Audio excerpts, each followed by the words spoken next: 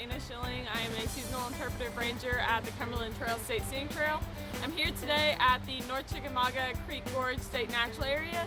I'm going to talk to you all about some of the interesting invertebrates that we have here. Come join me. If you're ever underneath rock overhangs, much like where I'm at right now, or bridges, or at the base of trees, you might notice some of these indentions in the sandy soil. These are actually created by the antlion larvae. They make these pitfall traps so that way if an ant comes along and falls into the trap, they will throw little bits of sand at the ant and make it fall right into its jaws. So after several tries, we managed to fish one out. Here is an antlion larva. You can see those intense jaws, and as you can see, they can only walk backwards. The next invertebrate that we have here, this is a flatback millipede.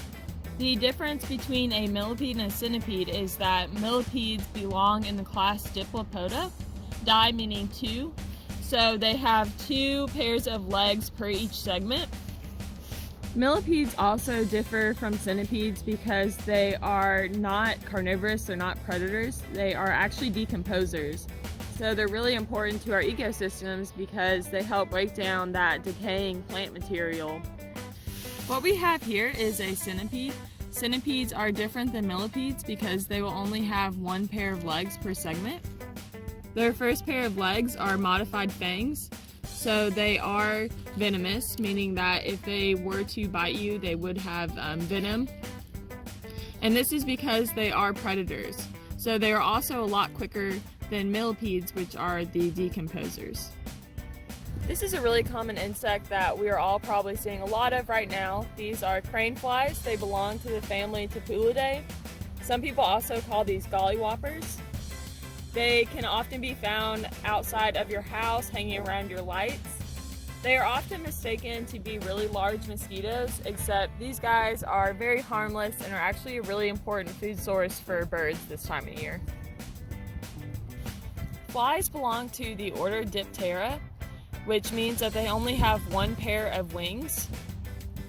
The second pair of wings have evolved to be really reduced, and they are actually these knob-like organs that you may be able to see below that first wing right there.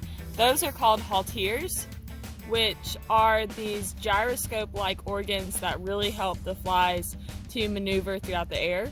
That is why they're really agile in the air and really hard to catch. So what we have here, this is a tiger moth caterpillar. Tiger moths belong to the family Arctidae. There are about 250 species in North America. The adults of the species are really brightly colored and have these really strong patterns and markings. Their larvae can be easily identified because they're usually hairy and have these spines, as you can see. They are also generalist feeders, so they feed on a lot of different types of plants. All members of Lepidoptera, which are moths and butterflies, go through what we call complete metamorphosis. So that means that they go from an egg to a larva, which is the caterpillar, and then a pupa, and finally adult.